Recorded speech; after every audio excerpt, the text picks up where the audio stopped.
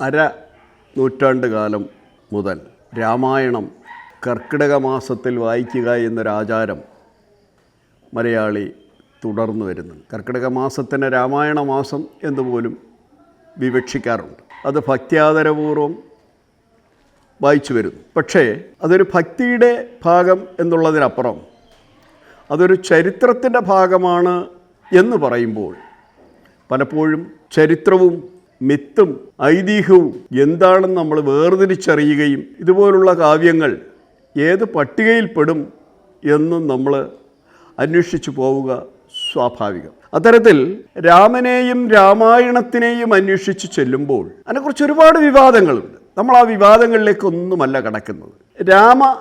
രാമകേന്ദ്രീകൃതമായ ഈ മഹാകാവ്യത്തിന് രാമന് ഇന്ത്യയിലല്ലാതെ മറ്റെവിടെയെങ്കിലും പ്രസക്തിയുണ്ടോ? രാമൻ വേറെ എവിടെയെങ്കിലും ജീവിച്ചിരുന്നോ? രാമനുമായി ബന്ധപ്പെട്ട സ്ഥലങ്ങളും പേരുകളും മറ്റെവിടെയെങ്കിലും ഉണ്ടോ എന്നുള്ള ഒരു അന്വേഷണമാണിത്. ഇവിടെ ബൈബിളിനെ അധികരിച്ചാണ് നമ്മൾ ബൈബിളിലെ രാമനെ അന്വേഷിക്കുന്നത്. നമുക്കറിയാം, രാമായണം കിഴക്കനേഷ്യൻ രാജ്യങ്ങളിൽ ആകെ രാമായണമുണ്ട്. പിന്നെ ആദിവാസികളുടെ അടിയ രാമായണം, വയനാടൻ രാമായണം തുടങ്ങിയ രാമായണങ്ങളുണ്ട്. കിഴക്കനേഷ്യൻ രാജ്യങ്ങളിൽ പല കലാരൂപങ്ങളുമുണ്ട്. ചൈനീസ് രാമായണമുണ്ട്, മാപ്പിള രാമായണമുണ്ട്, അങ്ങനെ നിരവധി രാമായണങ്ങളുണ്ട്. പക്ഷേ ബൈബിളിൽ രാമനുണ്ടോ അല്ലെങ്കിൽ രാമായണം അല്ലെങ്കിൽ രാമനുണ്ടോ എന്നുള്ളൊരു അന്വേഷണമാണ് നമ്മൾ നടത്താൻ ഉദ്ദേശിക്കുന്നത്. ബൈബിളിലെ പഴയ നിയമത്തിൽ ആണ് രാമനെക്കുറിച്ച് ഏറ്റവും കൂടുതൽ പരാമർശമുള്ളത്. ഉൽപ്പത്തി പുസ്തകത്തിൽ 10-ാം അധ്യായം 6-ാം വാക്യത്തിൽ പ്രളയത്തിനെക്കുറിച്ചും നോഹയുടെ പെട്ടകത്തിനെക്കുറിച്ചും എന്നിട്ട് നോഹയ്ക്കുണ്ടായ മക്കളുടെ പരമ്പരയെക്കുറിച്ചും പറയുന്നുണ്ട്. അതിൽ നോഹയ്ക്ക് 3 മക്കളാണ്. ഷേം, ഹാം, യാഫൈത്ത് എന്ന 3 മക്കളാണ്. അതിൽ ഹാമിന് കുശ്, മിസ്രയീം, ഫുത്ത്, കാനാൻ എന്നീ 4 മക്കളാണ്. ഇതിൽ കുശ് എന്ന് പറയുന്ന മൂത്ത പുത്രന് ജനിക്കുന്ന 5 മക്കളിൽ 4-ാമത്തെ ആളിൻ്റെ പേര് രാമ എന്നാണ്. സഹോ, ഹവില, സബത്ത, രാമ, സ്വപ്നം ഇത് പറയുന്ന 5 മക്കളാണ്. അതിൽ 4-ാമത്തെ മകൻ്റെ പേര് രാമ എന്നാണ്. ഇവിടെ കൗതുകകരമായൊരു കാര്യം, നമ്മുടെ ഭാരതീയ രാമായണത്തിൽ രാമൻ്റെ മക്കളാണ് ലവനും കുശനും. പക്ഷേ ബൈബിളിൽ കുശ് എന്ന് പറയുന്ന ആളിൻ്റെ മകനാണ് രാമൻ. അപ്പോൾ ഭാരതത്തിലെ അല്ലെങ്കിൽ ഇന്ത്യയിലെ രാമൻ്റെ മകൻ ബൈബിളിൽ രാമൻ്റെ പിതാവാണ്. അതുപോലെ തന്നെയാണ് പ്രാചീന ഇസ്രായേലിലെ 2-ാമത്തെ രാജാവാണ് ദാവീദ്. ദാവീദിൻ്റെ മുൻ തലമുറയ്ക്ക് ഉള്ള 8 തലമുറകൾക്ക് മുമ്പുള്ള അദ്ദേഹത്തിൻ്റെ മുത്തച്ഛൻ്റെ പേര് രാമ എന്നാണ്. ദാവീദ് രാജാവിൻ്റെ 8 തലമുറകൾക്ക് മുമ്പുള്ള ഒരു രാജാവിൻ്റെ പേരും രാമ എന്നാണ്. അത് റൂത്തിൽ 4-ാം അധ്യായം 16 മുതൽ 22 വരെയുള്ള വാക്യങ്ങളിൽ വളരെ വിശദമായി അതിൽ പറയുന്നുണ്ട്. അതുപോലെ ഹൈഡ്രോൻ്റെ മകൻ ജെറമയേലിൻ്റെ മക്കളിൽ മൂത്തയാളുടെ പേര് രാമനാണ്. ആവർത്തന പുസ്തകം 2-ാം അധ്യായം 25-ാം വാക്യം. അപ്പോൾ ഇങ്ങനെ നിരവധി രാമന്മാരെ നമുക്ക് ബൈബിളിൽ കാണാൻ പറ്റും. ഇനി രാമൻ്റെ പേര് സ്ഥലനാമങ്ങളുണ്ട്. നമ്മളിവിടെ അയോധ്യ തന്നെ നമുക്ക് പിന്നെ തെക്കേ ഇന്ത്യയിലൊരു അയോധ്യയുണ്ട്, നമ്മുടെ സേലത്തിനടുത്ത് അയോധ്യാപുരി. അതുപോലെ രാമൻ്റെ പേരിൽ ബൈബിളിൽ നിരവധി സ്ഥലങ്ങൾ കാണാൻ പറ്റും. അതിൽ ഒന്ന് സാമുവേൽ പ്രവാചകൻ, ഇതെല്ലാം പഴയ നിയമത്തിലാണ്. സാമുവേൽ പ്രവാചകൻ ജനിച്ചത് രാമ എന്ന സ്ഥലത്താണ്. ശാമുവേൽ പിന്നെ പ്രവാചകൻ്റെ ആ വാക്യത്തിൽ 1-ാം അധ്യായത്തിൽ 1-ാം വാക്യത്തിൽ ഈ രാമയിൽ ശാമുവേൽ ജനിച്ചതായി പറയുന്നു. അതുപോലെ തന്നെ ശാമുവേലിൽ 1-ാം അധ്യായം 9-ാം വാക്യത്തിൽ വീണ്ടും ശാമുവേൽ പ്രവാചകൻ ജനിച്ചത് രാമ എന്ന സ്ഥലത്താണ് എന്ന് പറയുന്നു. അതുപോലെ തന്നെ മറ്റൊരു പ്രവാചകൻ ജെറമിയ പ്രവാചകൻ. ആ ജെറമിയ പ്രവാചകൻ്റെ 31-ാം അധ്യായം 15-ാം വാക്യത്തിൽ ഇങ്ങനെ കാണുന്നു, കർത്താവ് അരുളി ചെയ്യുന്നു, ഇതാ റോമായിൽ നിന്ന് ഒരു സ്വരം, വിലാപത്തിൻ്റെയും ഹൃദയം തകർക്കുന്ന രോദനത്തിൻ്റെയും. റാഹേൽ തൻ്റെ മക്കളെ ചൊല്ലി വിലപിച്ചു കൊണ്ടേയിരിക്കുന്നു. ബെഞ്ചമിൻ ഗോത്രക്കാരുടെ ഒരു പട്ടണമാണ് ഇവിടെ റോമ. അപ്പോൾ യഹൂദരിലെ ബെഞ്ചമിൻ ഗോത്രക്കാരുടെ ഒരു ആസ്ഥാന പട്ടണമാണ് റോമ എന്ന് അറിയപ്പെടുന്ന സ്ഥലം. ഇനി നമ്മൾ വീണ്ടും പറയുന്നു, ജോഷുവ 21 അധ്യായം 38 വാക്യം, ജോർദാന് കിഴക്ക് ഗോതയാത്രക്കാരുടെ പട്ടണത്തിൻ്റെ പേര് രാമോത്ത് എന്നാണ്. അപ്പോൾ ഇങ്ങനെ നിരവധി സ്ഥലപ്പേരുകളിൽ, നിരവധി വ്യക്തിനാമങ്ങളിലൊക്കെ ബൈബിളിൽ രാമൻ അടയാളപ്പെട്ട് കിടക്കുന്നു. ഇനി നമുക്ക് മറ്റൊരു കാര്യം കൂടി നോക്കാം. ഇംഗ്ലണ്ടിൽ ഒരു സ്ഥലത്തിൻ്റെ പേര് റാംസ് ഗേറ്റ് എന്നാണ്. അതിനെ നമ്മൾ ഭാരതീയരൊക്കെ രാമദ്വാർ എന്നൊക്കെ പറയുന്നുണ്ട്. റാംസ് ഗേറ്റ് എന്നാണ്. റാംസ് ഗേറ്റ് ഒരു ബിഷപ്പിൻ്റെ അധീനതയിലുള്ള ഒരു ആധ്യാത്മിക പട്ടണമാണ് റാംസ് ഗേറ്റ്. അതുപോലെ പാലസ്തീൻ വിമോചന പോരാളി യാസർ അരാഫത്ത്, അദ്ദേഹം മരിക്കുമ്പോൾ അദ്ദേഹത്തെ ഖബറടക്കിയ ഒരു സ്ഥലത്തിൻ്റെ പേര് രാമള്ള എന്നാണ്. പഴയ ഒരു കാൻറ്റർബറി ബിഷപ്പിൻ്റെ പേര് മൈക്കൽ റാംസെ എന്നാണ്. ആഫ്രിക്കൻ നാഷണൽ കോൺഗ്രസിൻ്റെ പ്രസിഡൻ്റായിരുന്ന 1980-82 കാലഘട്ടത്തിൽ പ്രസിഡൻ്റായിരുന്ന അദ്ദേഹത്തിൻ്റെ പേര് റാംഫോസ എന്നാണ്.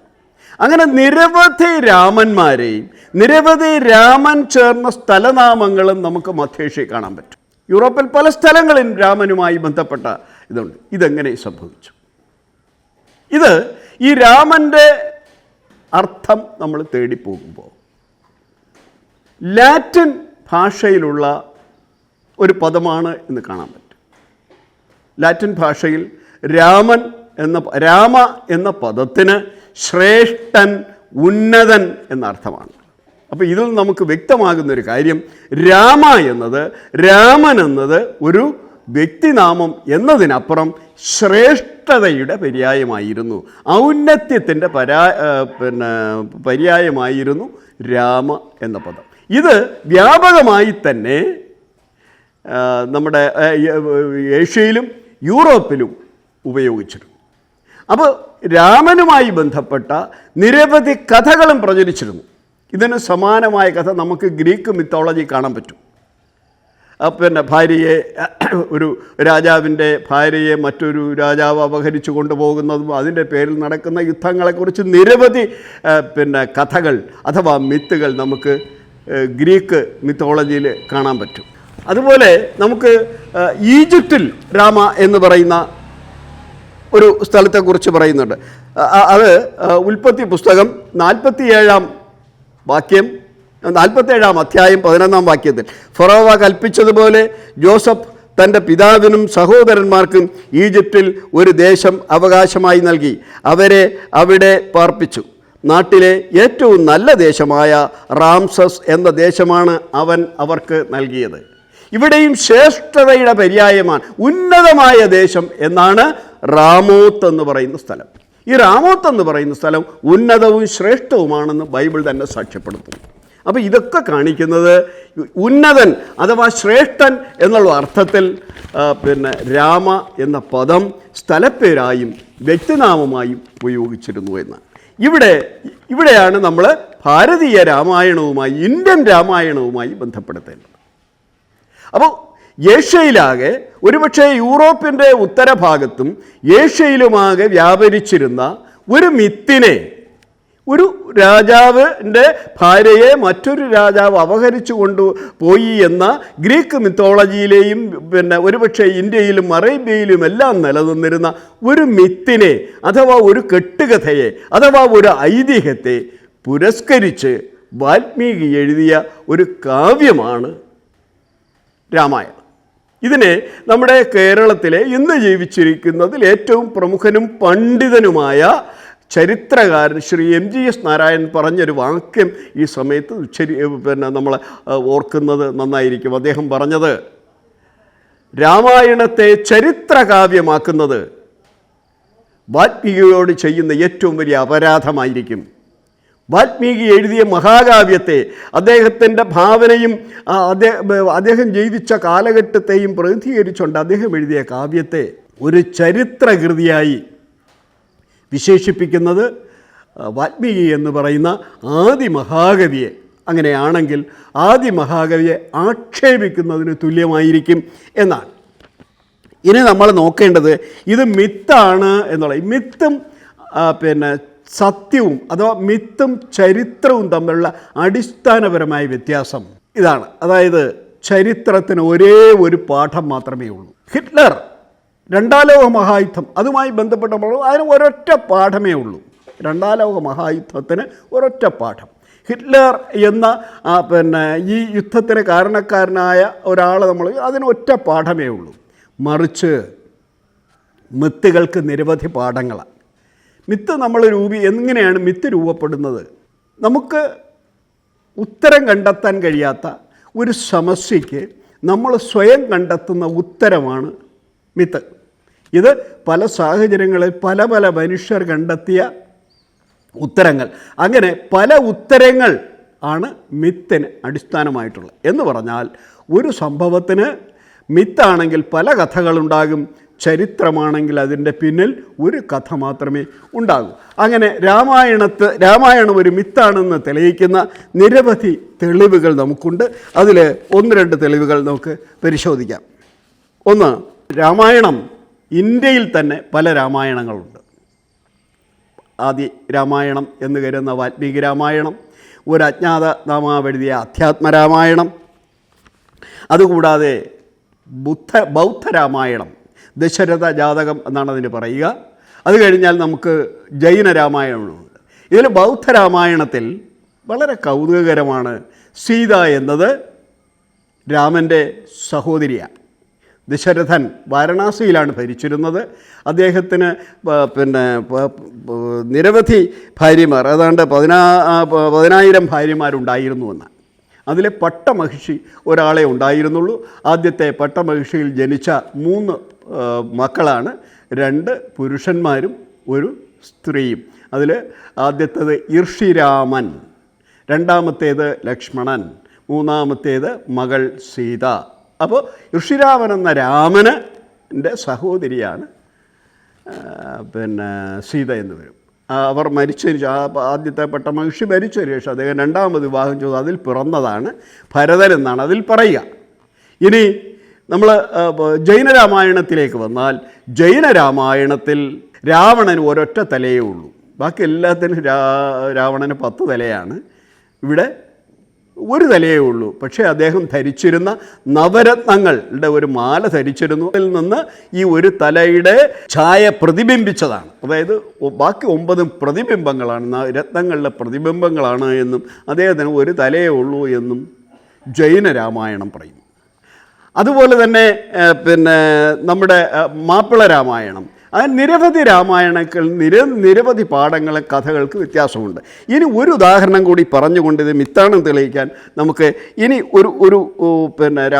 ഒരു സംഭവം കൂടി നമുക്ക് രാമായണത്തിൽ നിന്ന് ഉദ്ധരിക്കാം. ഒന്ന്, വാൽമീകി രാമായണം മൂലം, ആദി രാമായണം വാൽമീകി എഴുതിയ രാമായണത്തിൽ ലക്ഷ്മണൻ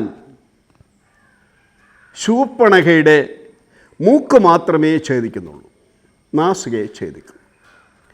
രണ്ടാമത് വന്ന അധ്യാത്മരാമായണത്തിൽ മൂക്കും ചെവിയും ഛേദിക്കുന്നു. അധ്യാത്മരാമായണം എന്ന് പറയുന്ന എഴുത്തച്ഛൻ എഴുതിയ രാമായണമല്ല, ആധ്യാത്മരാമായണം മൂലം, അത് അജ്ഞാത നാമാവാണ്. എഴുതിയത് ആരാണ് എന്ന് തിരിച്ചറിഞ്ഞിട്ടില്ല. അതിൽ പറയുന്നത് ഈ ശൂർപ്പണഖയുടെ മൂക്കും ചെവിയും ഛേദിച്ചു എന്നാണ് ലക്ഷ്മണൻ. എഴുത്തച്ഛൻ അതിനെ ഒന്നുകൂടെ പരിഷ്കരിച്ചു. എഴുത്തച്ഛൻ്റെ രാമായണത്തിൽ മൂക്കും ചെവിയും മുലയും ഛേദിച്ചു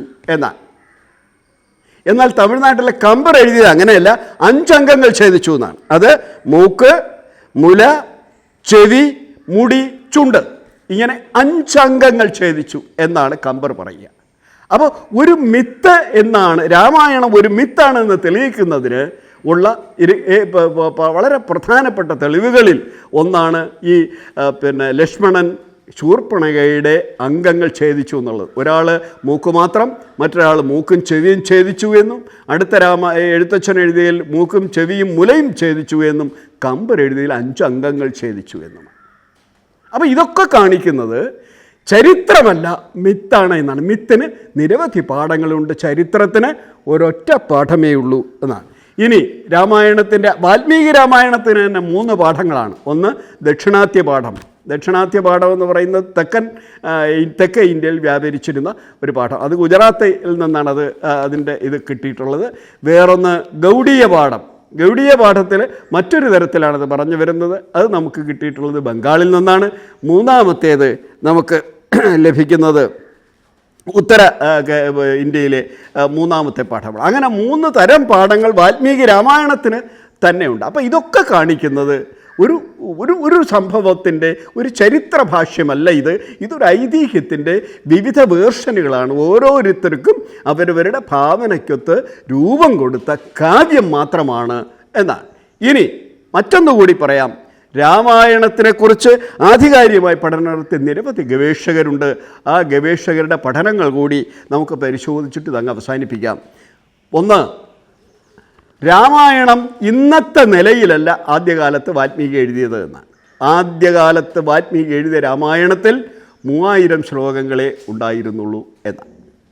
അത് കഴിഞ്ഞത് 6000 ശ്ലോകങ്ങളായി മാറി. അത് കഴിഞ്ഞ് അത് ഇന്നത്തെ നിലയിൽ 24,000 ശ്ലോകങ്ങളായി മാറി എന്നാണ്. അത് പിന്നെ പാണ്ഡയെ പോലുള്ള പഠനങ്ങളുടെ അവർ നടത്തിയ പഠനങ്ങളുടെ ഫലമാണ്. ഇനി ഏത് സാമാന്യ സംസ്കൃതത്തിൽ സാമാന്യ വൈദഗ്ധ്യമുള്ള ആർക്കും മനസ്സിലാകാവുന്നൊരു കാര്യം, വാൽമീകിയുടെ ആദി രാമായണത്തിൻ്റെ ബാലകാണ്ഡവും 7 ഖണ്ഡങ്ങളാണ് അതിനകത്തുള്ള. ഖണ്ഡങ്ങളെന്ന് പറഞ്ഞാൽ 7 അധ്യായങ്ങളാണുള്ളത്. അതിൽ ആദ്യത്തെ ബാലകാണ്ഡവും അവസാനത്തെ ഉത്തരകാണ്ഡവും പിൽക്കാലത്താരോ എഴുതി ചേർത്തതാണ് എന്നാണ്. ഉത്തരകാണ്ഡവും ബാലകാണ്ഡവും മാറ്റി നിർത്തിയാൽ ഇതിനകത്ത് ദൈവത്തിൻ്റെയോ ഭക്തിയുടെയോ യാതൊരു പ്രതിഫലനങ്ങളും നമുക്ക് കാണാൻ കഴിയില്ല. ബാലകാണ്ഡത്തിലാണ് പുത്രകാമേഷ്ടി യാഗം നടത്തുന്നതും പിന്നെ അതിൽ യാഗത്തിൽ നിന്ന് പായസം പൊങ്ങി വരുന്നതും പായസം കഴിച്ച് മക്കളുണ്ടാകുന്നതും എല്ലാം പറയുന്നത് ബാലകാണ്ഡത്തിലാണ്. ഉത്തരകാണ്ഡവും അതുപോലെ തന്നെയാണ്. രാമനെ ദേവനാക്കി മാറ്റുന്നതും ഉത്തരകാണ്ഡത്തിലാണ്. കാണ്ഡത്തിൽ ഉത്തര രാമായണം എന്ന് പറയും. ഇത് രണ്ടും പിൽക്കാലത്താരോ എഴുതി ചേർത്താണെന്നും യഥാർത്ഥ രാമായണത്തിൽ ഇതൊന്നും ഇല്ല എന്നും നിരവധി ശാസ്ത്ര പണ്ഡിതർ, സംസ്കൃതത്തിൽ സാമാന്യ പിന്നെ പാണ്ഡിത്യമുള്ളവർ വരെ ഇത് സ്ഥാപിച്ചിട്ടുള്ളതാണ്. അപ്പോൾ അത് മാത്രവുമല്ല, അച്ചടി ഇല്ലാതിരുന്ന കാലത്ത് നമ്മുടെ സാമാന്യ യുക്തിക്ക് ആലോചിക്കാവുന്നൊരു കാര്യമാണ്. അച്ചടി ഇല്ലാതിരുന്നൊരു കാലത്ത് എല്ലാ ഗ്രന്ഥങ്ങളും ആദിയിൽ പിന്നെ ഒരാൾ എഴുതിയ ഗ്രന്ഥം 60 കൊല്ലത്തിന് ശേഷം പുതുക്കി എഴുതപ്പെടേണ്ടതുണ്ട്. അച്ചടിയില്ലാതിരിക്കുകയും ജനാധിപത്യം നിലവിലില്ലാതിരുന്നയും കാലത്ത് ഏതെങ്കിലും രാജാക്കന്മാരുടെയോ ഭരണാധികാരികളുടെയോ ചെലവും പറ്റിക്കൊണ്ടായിരിക്കും പണ്ഡിതന്മാർ കവിത എഴുതുക. ഈ കവിത കൊട്ടാരം ഗ്രന്ഥപ്പുരയിൽ സൂക്ഷിക്കും.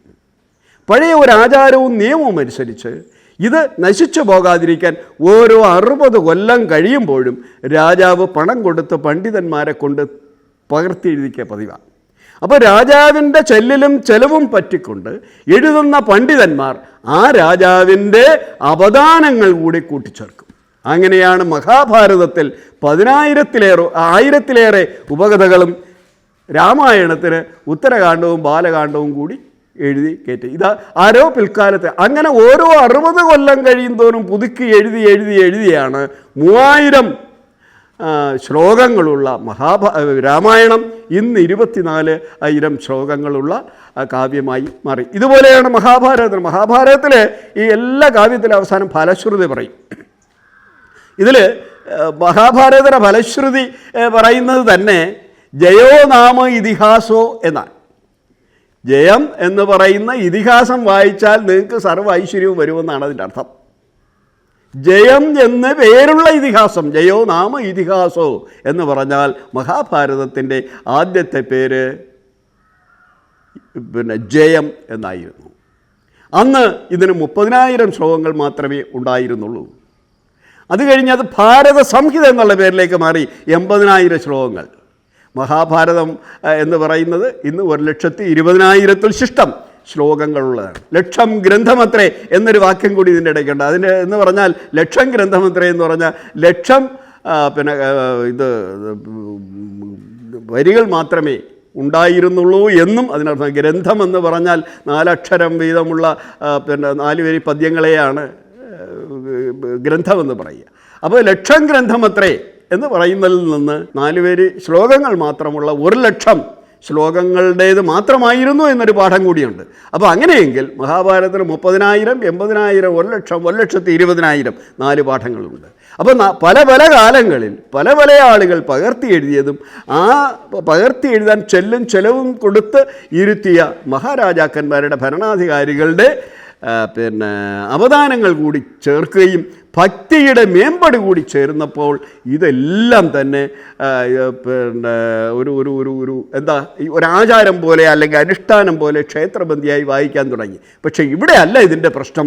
ഇതിനെ ചരിത്രമാക്കി മാറ്റുമ്പോഴാണ്, ഇത് സത്യമെന്ന് പറയുമ്പോഴാണ് നമുക്ക് അഭിപ്രായ വ്യത്യാസങ്ങളുണ്ടാകുന്നത്. ഇവിടെ അതിന് നമുക്ക് കൃത്യമായ സാക്ഷി പറയുന്നതാണ് ബൈബിളിലെ രാമനും ബൈബിളിലെ സ്ഥലനാമങ്ങളുമൊക്കെ. ഇനി നമ്മൾ ഇത് പറയുമ്പോൾ മുസ്ലിങ്ങളുടെ ഇടയിൽ രാമനുമായി ബന്ധപ്പെട്ട പേരുകൾ നമുക്ക് കാണാൻ പറ്റും. റാമീഹ്, റാമിൽ, റാമൂഹ്, റാമി എന്നീ പേരുകൾ അതിനകത്ത് എല്ലാം അതിന് ഒരൊറ്റ അർത്ഥമേ ഉള്ളൂ. അസ്ത്രവിദഗ്ധൻ, വില്ലാളി വീരൻ എന്ന അർത്ഥത്തിലാണ് ഈ റാമീസ് തുടങ്ങിയ പേരുകൾ ഉപയോഗിക്കുന്നത്. ഇതൊന്നും അറേബ്യയിൽ നിലവിലുള്ള പേരുകളാണ്. അപ്പോൾ ഇവിടെയെല്ലാം രാമൻ കടന്നു വരുന്നു. ഇവിടെയെല്ലാം കടന്നു വരുന്ന രാമൻ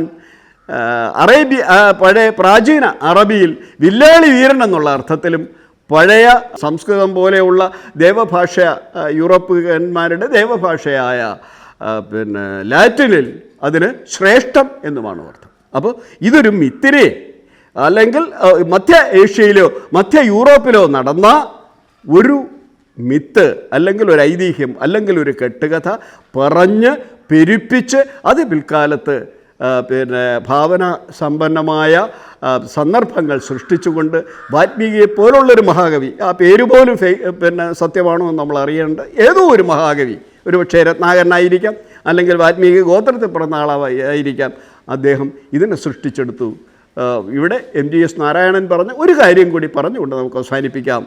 വാൽമീകി എന്ന് പറയുന്ന മഹാകവിയെ, ഭാവനാസമ്പന്നനായ കവിയെ ചരിത്രകാരനാക്കുന്നത് നമ്മൾ ചരിത്രത്തോടും ഈ ആദി മഹാകവിയായ വാൽമീകിയോടും ചെയ്യുന്ന മഹാ അപരാധമായിരിക്കും. നന്ദി.